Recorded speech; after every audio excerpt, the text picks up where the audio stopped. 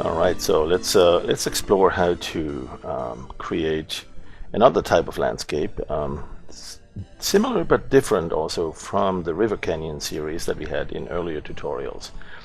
And what we'll do is we'll start with sort of a very painterly approach. Let's get the oils large cover brush. And with that, you'll have something like this by default. You can use the right button to make it more of a whitish.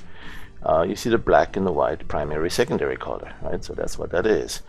Let's go and pick different colors. In fact, let's pick a different color picker. There's a colors by name, a palette mixer. I like that one. Let's go pick some blue and add a few saturated blues. Let's go paint mode and put a couple of dabs here and then smear them in.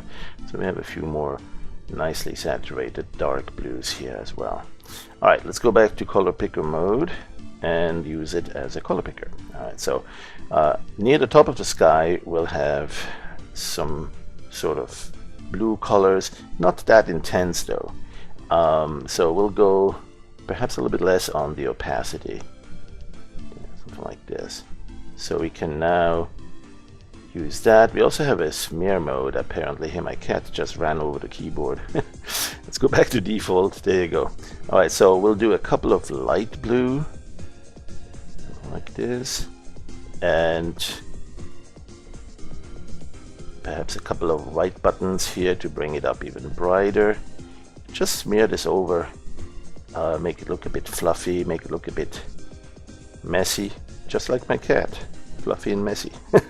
and then go to the brownish colors along the horizon, and a little bit of green vegetation showing here as well. Right, so you can see most of my brush strokes are left to right.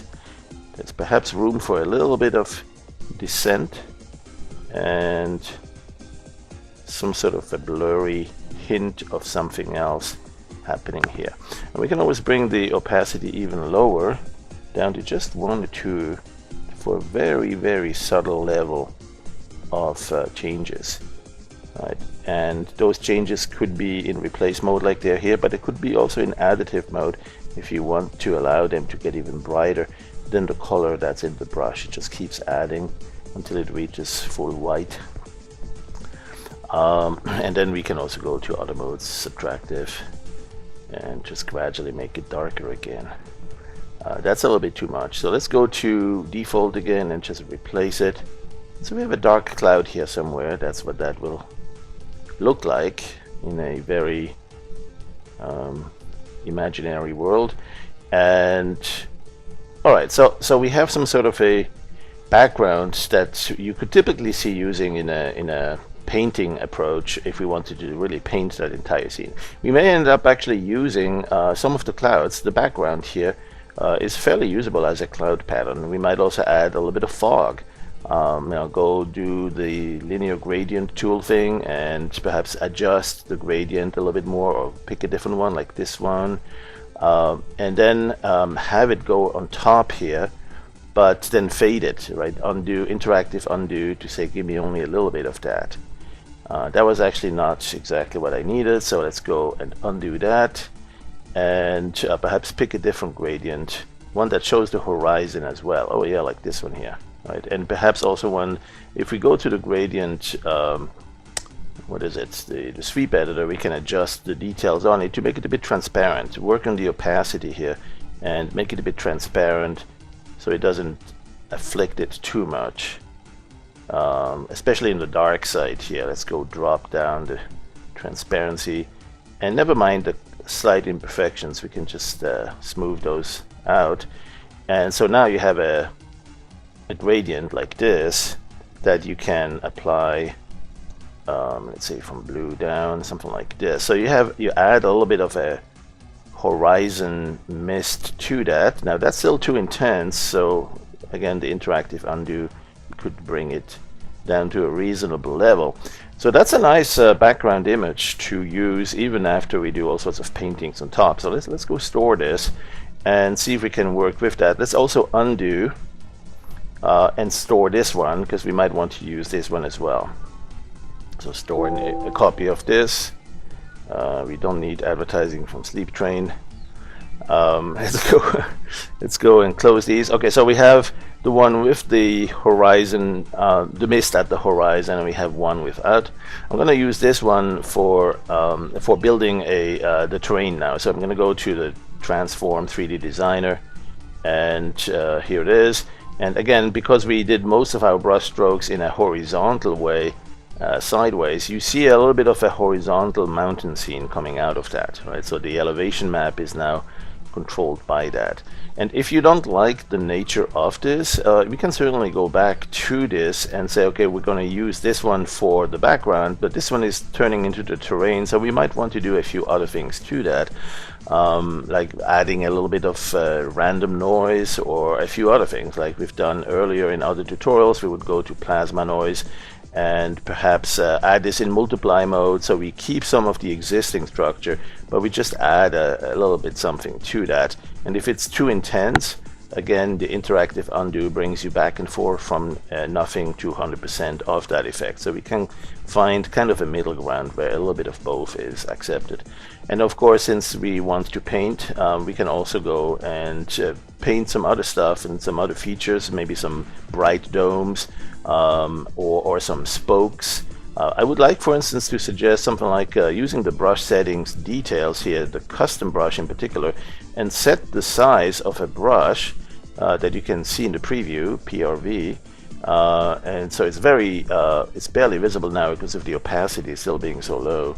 I'm going to go bring it up to a higher level. There you go. So you see this image here is the size of our brush, but I'm going to change the cell bias so that we have a very narrow peak defined like this.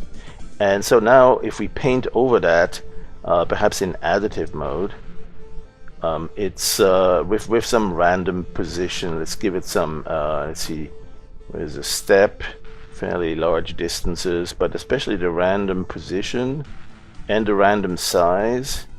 And since this is a custom brush, we need to allow it to be transformed. So let's go to transform this. There you go. So now we can see adding some, a couple of very bright spots here. I'm going to go and undo that, or just click this to restore, or not. Let's go back to the point where we have, okay. And I'm going to do just one brush stroke for the entire set. Let's also add some random size, a bit more of it. Excuse me. And then we'll also do perhaps a speed scale. So if we go faster, we want the size to increase.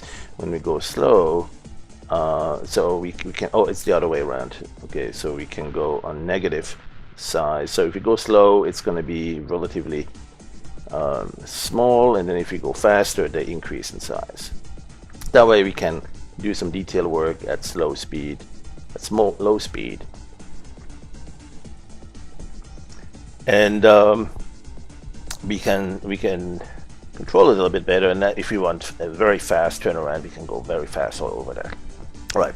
The idea is, though, to do this in one brush stroke, so we can also do it a little bit slow ones and a couple of big ones, and then let go of the mouse. So we have one brush stroke, which means we can now use the undo again, because we may not want them to go all the way to the brightest level. But keep in mind, the brighter it is, the higher it's going to be. That's the nature of this elevation map that we're designing here. So let's give it some, well, let's give it high there, and we can always adjust that later in the scale amount. All right, let's get something like this. And if you want a few more that are even brighter, you can still paint a new one and not scale them down, right? Those will be brighter. So this conglomerate of spokes here will be a little bit brighter and higher than these guys. All right, let's go store that. And you never know, we might need to make this tileable, seamlessly tileable. So might be a good idea to go to make seamless and give it a little bit more overlap in the x-axis, because it's a longer, wider landscape style layout, and not too much overlap on the vertical. The idea is to have a tileable image so that we can, for instance, use it in our ray tracer puppy ray, where the tiles are repeated until they disappear in the fog, and you can do endless terrains that way. In our case, we'll probably focus instead now on first of all storing this, if I didn't do that yet. And then let's go on transform into the 3D designer. Right? So in fact, I'm going to move this guy over here so I can see this pretty well, right, zoom down a little bit, and then on the right side I'll have plenty of room for my user interface for the floating controls for the 3D designer. And then so here it is. You see the terrain that it generates from that. We can adjust a little bit how much scaling we want in each direction, and especially in the vertical direction. We call that the amplitude. And then also, do we map the actual colors or from the image, or do we use the elevation map or the swap image as the coloring? Now right now this one doesn't have any other than a plain blank image, so not really a whole lot of information or differences here, but it's a bit dark. And let's start adding some lighting here. We have two light sources, of course. This one here will cast shadows. Let's enable the shadows. So right now here we don't, but let's go ray trace shadows, fine or soft. Soft is great. Let's go do that. Let's bring it down a little bit lower so you see longer shadows, and move that light source around, and then also work with the second light source. This one will put the light way up, so high altitude, zenith right in the middle, because you can see it would be right down there now. But well, let's just increase the brightness a little bit, the light range, or even the specular amount that it produces and that reflects. And of course we want that to be a bluish light, because the sky background color should be a little bit of a bluish tint as well, mostly whitish, but something like that is great. The light color can have a bit more of a reddish tint and a bit more saturation. There you go. And we can certainly increase the intensity of that, but we need to change the zenith to have it far away. Right? That's how we get some nice long shadows. And as we turn this around, you can see perhaps we'll want the light to come from back up there. And so if we adjust the position like this, maybe we need the terrain not to be too high, so we actually have a chance to see some lighting effect here. It's a bit dark. If we bring it up closer or higher, that will do the trick, right? So let's make sure it's not too bright. And there. So now there's one thing that's missing though. For this terrain to look a bit more realistic, we need some erosion happening here. So I'm going to click on more and see more options here. And here's the erosion. So let's give it some decent amount of erosion, and there it is. Let's go adjust that even more or less. And then perhaps wherever it's flat, we don't want those potholes, so let's do the flatness threshold a little bit higher. Let's give it 22. And so you see some areas remain flat without too much pothole erosion. Let's give it 40 or 50. And now we can focus on the ones that are to remain eroded and give it a bit more erosion, like 40 or so that we get some strong water erosion. Maybe that one, the pothole is a little bit too, the flatness is too intense. All right, so we got this. Now we can also adjust a little bit. Let's see, inverting. Oh yeah, the sediments. So now we can flood it with sediments, right? Every erosion produces sediments in the deeper parts, in the valleys, and we can lift this up. We can also reduce the amount of filling in the creases, and then I think it's time to colorize this a little bit. So we create a texture, and that will go into the swap image, last minute warning here, and then we can adjust how low the snow goes, how high the grass goes, and anything in between is kind of a rocky gray. So you can change the colors of that, of course, if you don't want grass, if instead you wanted sand dune brownish color, you get something like that. And then you can adjust how much smoothing you want between the two. You want a very crisp transition or a bit more of a smooth transition? Do you want some blending of the colors, or do you want it very highly separated? Let's give it something like 11 here and 11 there, and I think we get a nice little blend. Now we can also do one more thing, and that's keep the snow in the higher altitude, but also allow some snow pack to be filled in the sediments, so we can give them the snow color. So some areas here will still be snow, even though they're too low to show the snow color, but they have accumulated more pack of snow, and that will show in that way. You can do that also to say, well, no, actually there's some rock showing, or there's some grass showing, which in this case is the brownish color. So sediment, sand dunes drifting around, filling the lower valleys, the gaps, the sediments area. Let's keep it at snow, and let's see what else we can do. Perhaps move in a little bit into the scene just to get a closer look at that. Something like this. Maybe a different angle will be easier to really appreciate what's going on here.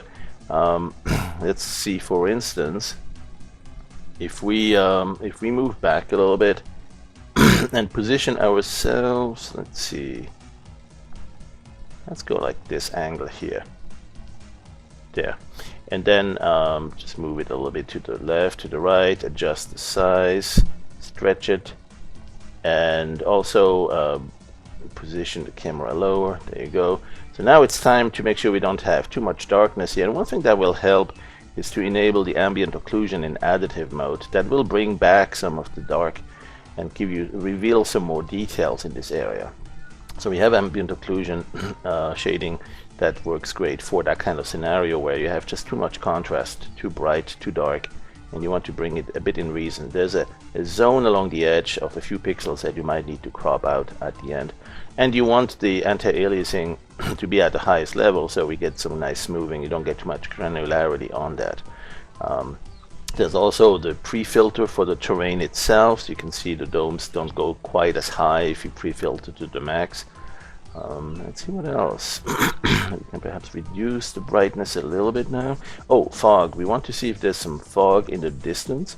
So let's add some fog in the distance, so these mountains kind of, or these peaks, disappear back there. You can still adjust the height there, you can adjust the angle, and all of these are interconnected. So you change one, you might need to adjust a little bit what the other one does. Oh, specularity, I love the specular highlights. So you have some areas that are showing kind of a wet surface, like the snow is melting.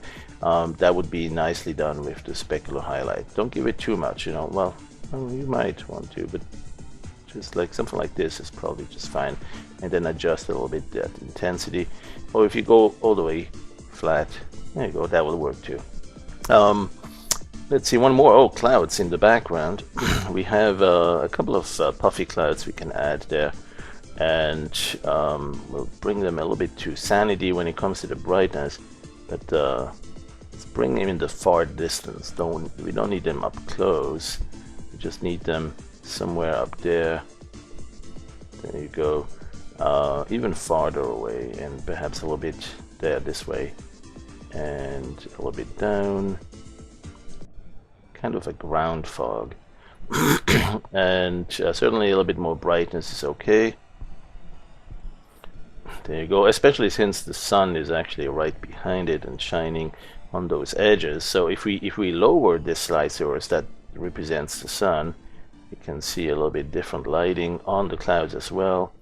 But they're kind of scattering it, right? All right, so I think we're getting close to done. There's a little bit of ground fog we might want to add. There's the ground fog. Let's do a nonlinear ground fog and add a little bit to that. You can see it's kind of bringing it up, the bottom end as well. There you go. That's too much. But you can see perhaps if you want to convey that cold look of a fog on the ground, that will help as well. All right, then now it's time to give it the final position. So make sure on the left side it's not showing the edge of the terrain, because if you move it too much to the left, you can see that here. Let's make sure you move that off. How much room we have? Oh, we got plenty on the right side here too. So I like this angle, I like this view. We might want to have a little bit more of the sky to show. So either you tilt it down, right? That's too much, but you can work on that a little bit.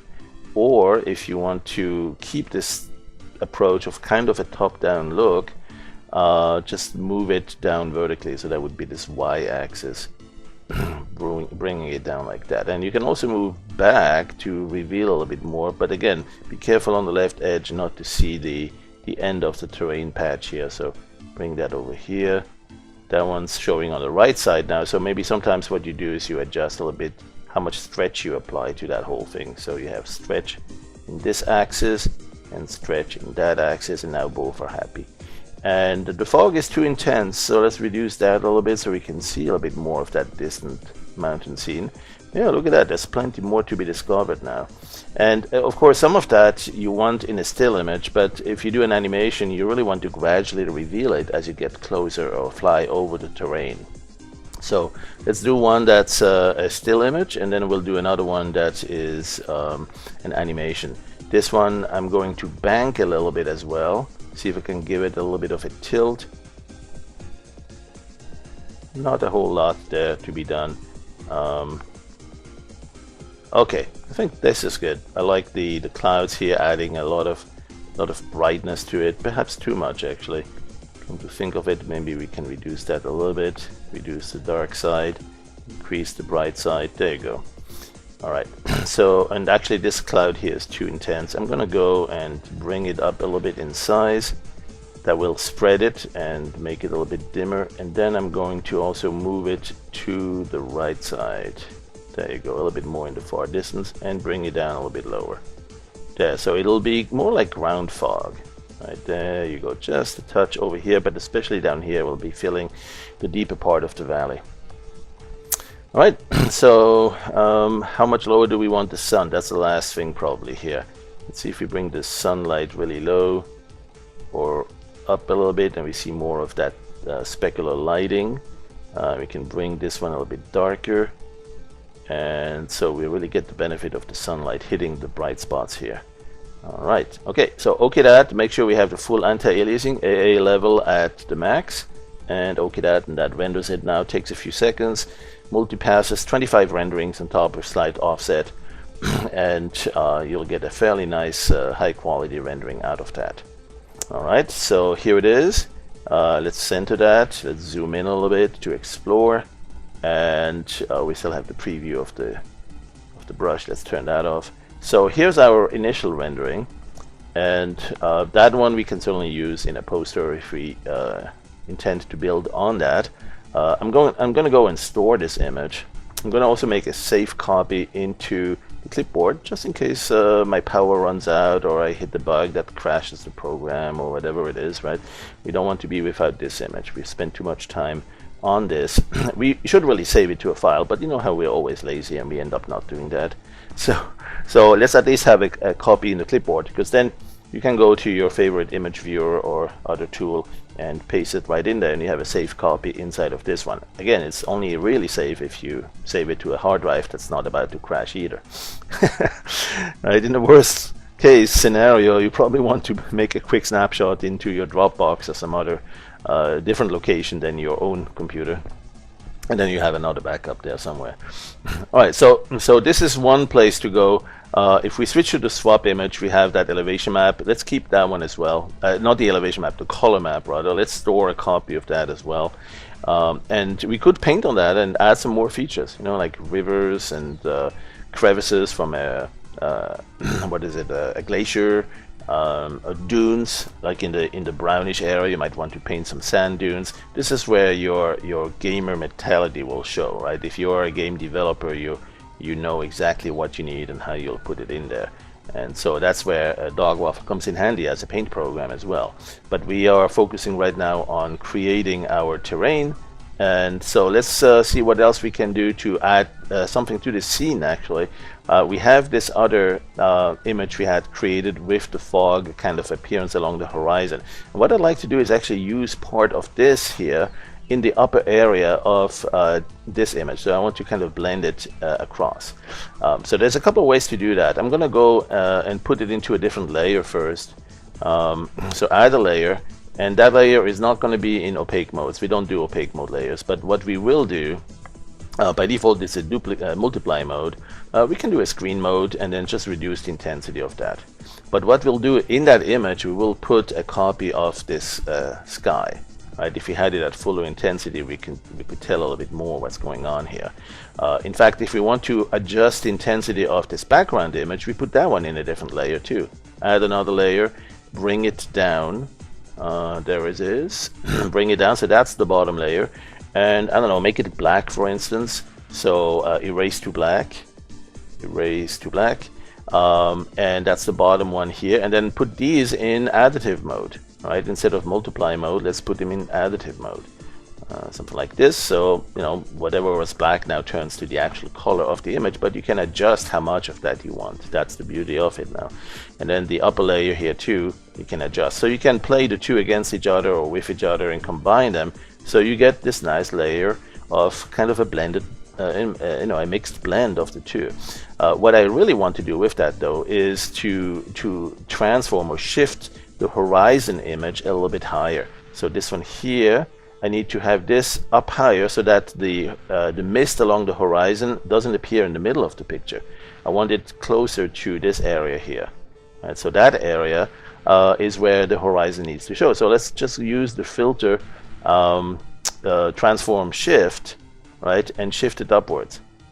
Now you see it's going to wrap around the bottom, but that's okay. We won't see that when we compose the two together. We might also want to rotate it a little bit in case the angle of the camera was a little bit sideways tilted. So the shift is not the only way to do that. Certainly a good way to start. But what we'll need to do eventually is blend the two together so the gradient shows only where there are no peaks, no mountains, and also no clouds from our rendering in the front. Right? So we need to make sure that this thing here prevails. Now, since we don't do opaque layers, that's a little bit of a tricky thing, but we can actually do this in a couple of very convenient ways. And so let me show this. I'm gonna go and hide this layer and actually delete it altogether. Where do we do that? Here, minus. Oh, that's the base layer. So let's make this one the base layer. Let's bring it down, layer down, and turn this one away, right? This one we delete now. And then this one here at the top, I don't know, we still have it in screen mode. What we'll do is we'll actually put that into the swap image, right? So we can just click here to swap the two, and this one doesn't need to be really there anymore. The swap image is where we have the whole thing now. So we can actually turn this one off here. We can delete this layer. That would be simply there. Okay, so we have just this one image, and we have the swap. We have, oh no, where is my transformed? Okay, I think I need to redo that. Let's just do that directly in the swap image. Be a little bit easier. Let me put it right in there. Let's go to the filter, transform shift, and then bring it up there, somewhere around there it was. All right. Again, we can actually show both at the same time. You don't even have to put them in layers. Just click the preview that you have here, and that will do a blending of the two. You can right click to say what layer mode. So if you prefer screen, you have the screen option here. And so that way you can work on the swap image, right? That's this one here, and transform it to see it against the other. So filter, transform shift, and you can see it against the other, and you can see how high or how low you need that transform, that shift to be, or if you need scaling, squeezing, rotation, or other things added to that. So I'm going to bring it to about this level here. Actually, no more transform needed. The initial transform was perfect. So now, how do we break this through, right? How do we go from here and add the upper sky here? Right, so there's a couple of different ways to do that. I'm going to zoom in here and just show how to rub it through. Imagine you have a lottery ticket, like a scratcher, one of those scratcher tickets, and you want to rub it through. You want to scratch it and see the reveal of your winning numbers. Well, in this case, the winning number is the background sky that we have in here. Right. So the idea is to scratch this hazy horizon color sky, scratch it through to bring it in here. And one way you can make sure it's doing that is to simply use a paintbrush that's like a soft airbrush, not too small, not too big. Let's go preview it. Let's use the PRV. And as you painting, normally you erasing the data, right? That's not what we want in this case. Let's use undo just once though. What you do want is the mode to be the not the default, additive, replace, multiply, whatever. You don't want to replace the pixels, you want to rub them through. Use the rub through mode. In the rub through mode, you're rubbing through the image that is behind it. So as you're rubbing, you're painting in, you're copying or transferring the colors, the pixels that are in the swap image. Right? You can see that right there. See this area here? No change. We rubbed them through. All right. So that way you use essentially the image in the foreground also as a guide that tells where not to rub through anymore. There's no more winning tickets there. But also you don't want it necessarily as harsh a transition. This is too harsh, right? So what you probably want to do really is to let's see, something like this here. What you probably want to do is do a much softer transition. Again, that opacity here, you can adjust that so as you do a brush stroke, it's gradually getting that transfer, but not too much of it at a time, and not too quickly. And so you can, that way you can paint over here and just gradually transition some, or get some of the colors through where you want them, but avoid getting too much of that where you don't want it. Alright, so let's say we use the opacity down to very little opacity here, just 1 or 2 levels. So the rub through is gonna need you to paint over that many times before it's actually fully rubbed through the colors. And that way, if you do just one brush stroke here, you get just a hint of it. You don't get too much of that. Right? And you still may need to be careful there, right? It can still reveal too much of that. So one thing that also helps is to reduce the step. Right now the step is pretty low. If you go to a higher number and then also add a little bit of a random position there, then that way you get a little bit more of randomness to that transfer actually happening. And so now you get some, I don't know, maybe it reveals something that looks a bit like additional valleys or rolling hills there. And as you go there, you can convey some clouds in the foreground from the fog without damaging the image too much. And now here is where it gets really interesting, because we can get a nice little transition that shows just no abrupt cutoff, just very nice and soft, just kind of like my fluffy cat. All right. Like this here, and then, you know, another thing you can do once you've painted this or rubbed it through, you could go also and smear it a little bit, or do a local blur or something like that, right? If it still shows some detail that you don't care about. But I think this is looking pretty darn good. I'm gonna paint over this a few more times. I think I've got it all. All right, so now we have a nice blend where we still got a little bit of that patchy cloud in the sky, a little bit of the transition on the radiant or the gradient there, and yet not too much of it. And so we'll keep this one here, we'll store this image copy as well, and then we'll see what else we can do. Since we have this shadows coming towards us, meaning the light is somewhere around there, you see the bright spot here, the specular, the light source is probably right over here. So we could probably give it even more realism by actually putting a bright spot even perhaps outside of the screen, but with a little bit of lens flares and lens streaks and reflections showing through that. So I'm going to go to my lens flares, right click on this tool, and find a couple of lens flares that really work for me. I'm going to go perhaps around here above it and just put it right there, right? And or perhaps this one with the long streaks and something like that, or perhaps a combination with a bit more of a glow and some lens reflections. I like these guys here, right? So there you go. So at that point it's starting to look pretty darn realistic, and you know, we can always add a few more things. We can add some filters, like soft contrast improvement to make it look like there's a bit of glare and a little bit of haze and a little bit of everything that real nature actually throws at us. Then we have also some light diffusion. The bright spots might blur into the darker spot. You kind of get snow blind, right? When you look at this too long, you get the snow blindness setting in. And then you have perhaps even some glitter showing what do we call it, the star filter. So some bright parts will give a little bit of a starry haze. There's so many other things. There's some fog filter, right? Make the fog appear a bit stronger here in the front, maybe even with a little bit of a sunset coloring tint, or perhaps more of a cold blue. And then have the opacity of that adjust as well.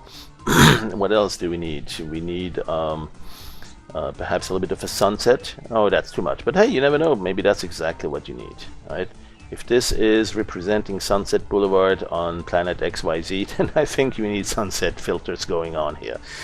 So let's get this one too. And since now the sun has taken a definitely reddish tint, we might want to add another one here. Or another one of those. These are really great. Maybe we have two. Hey, this is a foreign planet, right? So there's two suns. There's another one here. There. All right. Let's see what else. What else? Is it going to be snowing on here? Is there going to be a snowstorm? I mean, there's a bit of snow on the ground. We might as well have a couple of flurries. So let me store this one and copy that to the clipboard. That's my favorite right now, and store it here as well. We can always save it later. And so now maybe we have a little bit of a snowstorm and we want to add an animation, in fact, where we fly into this, right? Or where we see the snow drifting, some flurries and so on. So that will be a different animation. I just want to show a different tutorial. I just want to show just one level, or maybe one more thing you can do is adjust the dynamic range, expand it, so whatever is dark gets to be really as dark as it can be, and whatever is bright gets to be as bright as it can be. Of course, for some that'll be too much contrast, so you'll go to the curves or levels or other adjustment tools to give it a little bit more brightness or a little bit more contrast or a little bit more flat. All sorts of different ways to drastically enhance the hue, the saturation, everything you need here to make it a convincing scene. And I think that's it for right now. Thanks for watching, and stay tuned for the next one, which is going to take this into animating and flying through it.